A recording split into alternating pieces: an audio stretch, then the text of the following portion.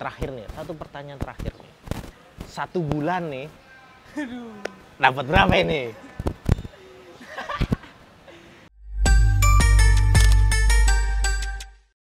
Halo Bola Lovers, kembali hadir di acara Futsal Talk, acara yang membahas tentang perkembangan futsal di Indonesia. Masih bersama saya Dwi Anggoro sebagai host, dan kali ini kita kedatangan lagi-lagi bintang masa kini YouTuber futsal Indonesia, Imam Fauzi.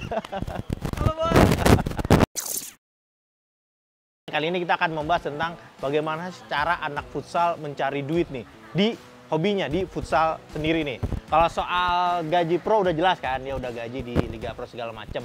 Kalau di Tarkam juga udah jelas lah, ya kan? Nah, dari nominalnya nih. Kalau menurut lu nih, pandangan lu, anak futsal itu cari duitnya apakah memang harus di lapangan futsal aja atau bisa ke tempat lain? Bisa di tempat lain lah pertama. Tapi memang tergantung branding teman-teman masing-masing. Jadi ketika namanya mulai naik, otomatis pekerjaan di luar futsal yang menghasilkan uang pun akan datang sendiri, entah itu endorsan, iklan di sosmed masing-masing, usaha perorangan masing-masing yang impact-nya apa ya? Impact-nya bisa dibilang, wah nih nama besar gua ataupun nama besar teman-teman yang bisa biar fans-fansnya ikut belilah atau ikut pakai produk. Nah, itu kan bisa juga. Imam itu kan bukan pemain timnas futsal nih. Ya kan? Ini yang unik nih. Apa tuh awal mulanya lu tahu bahwa oh gue bisa ngejual diri gue nih. Kan lu pertama kan lu bukan timnas. Karena kalau orang juga kan brand-brand juga kan pasti ngeliat nih.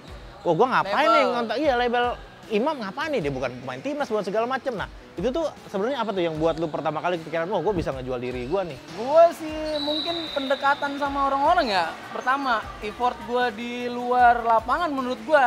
Jadi setiap teman-teman ataupun ya followers gua ataupun junior gua, teman-teman yang lain, gue perlakukannya sama layaknya gue pribadi. Jadi gue tidak memandang gue sudah pro ataupun sudah senior, sudah berpengalaman. Jadi kalaupun ada pelajar ataupun teman-teman di bawah gue negor ataupun ibaratnya DM lah, pasti gue balas kalau gue sih.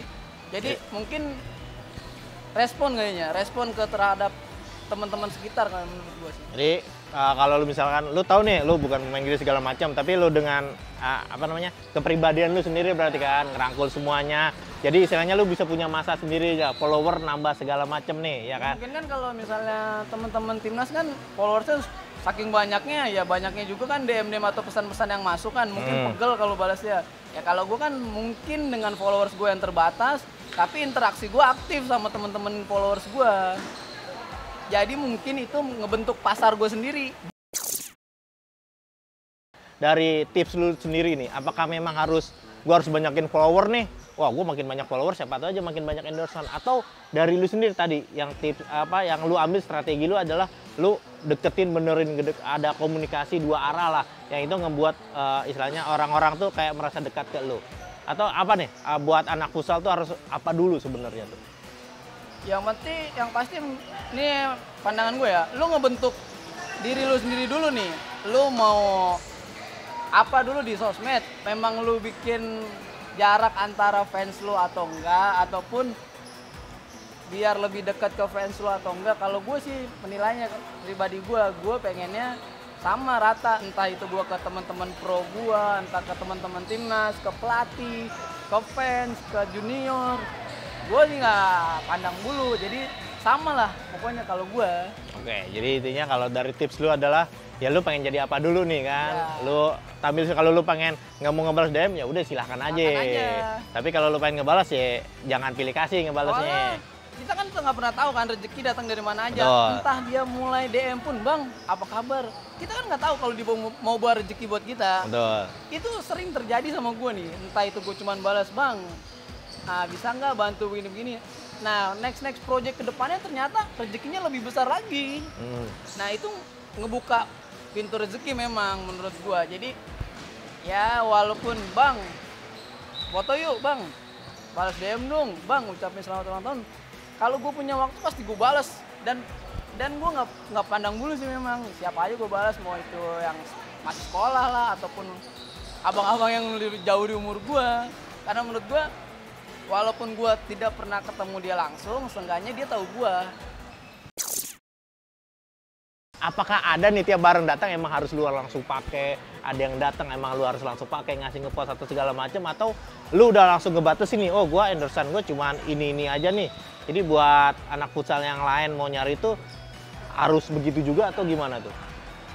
Tergantung sih, kalau misalnya memang dia sudah kontrak sama salah satu brand, kan nggak mungkin bentrok juga kan dengan produk yang sama.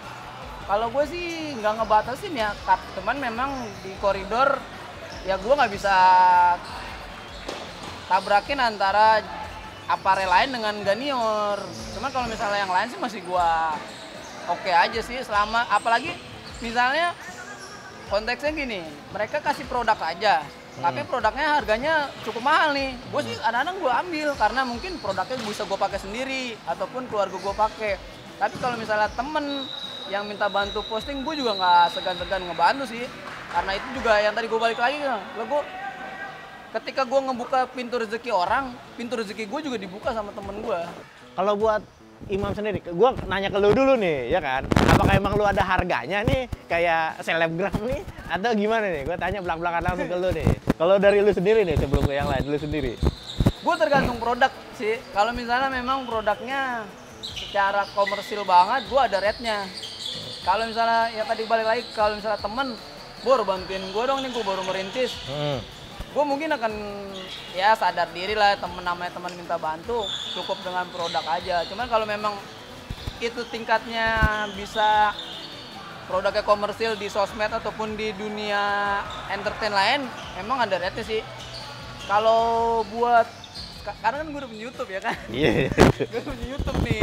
Jadi kalau misalnya all nih, mau sosmed gue, mau YouTube gue sama sosmed gue sih ada rate-nya gue. Nah ini kan ngomongin rate, pernah nggak lo tau bilang, anjir lu bukan pemain timnas segala nge-rate aja, ada nggak tuh? Pernah ada nggak tuh yang kayak gitu?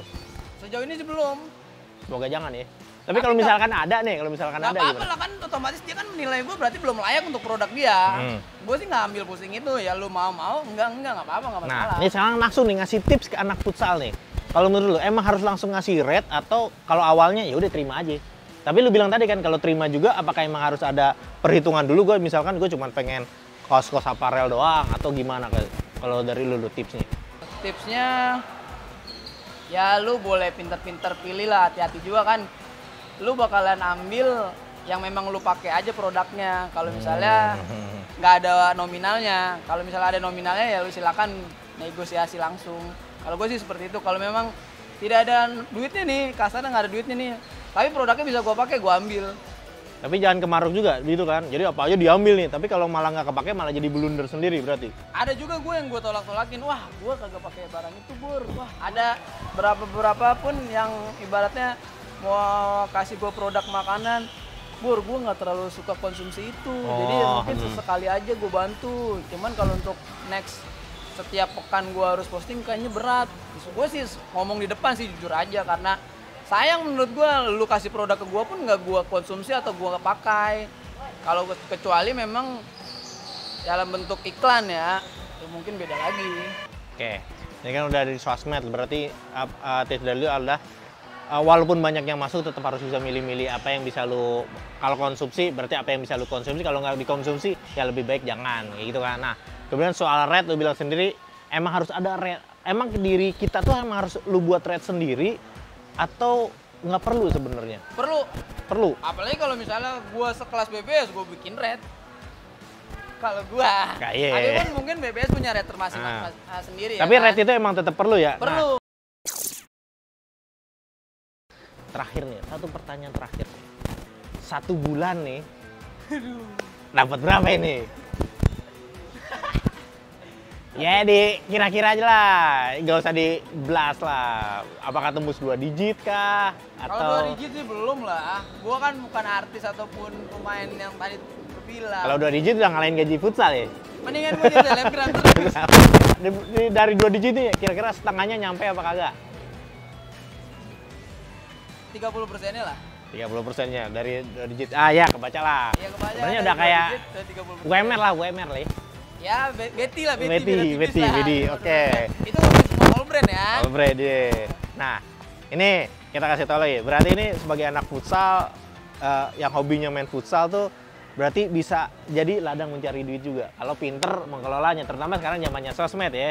Yang tadi Bang Imam bilang kan, lu harus ngebangun branding diri lu sendiri. Ya. Seperti apa, apakah emang dekat sama fans atau nggak dekat sama fans, terserah gimana ngebangunnya kan. Untuk satu lagi nih, pesan untuk anak futsal sekalian gimana tentang nyari duit di yang bukan main futsal nih. Di luar futsal, Luar futsal. lu tetap rendah diri deh.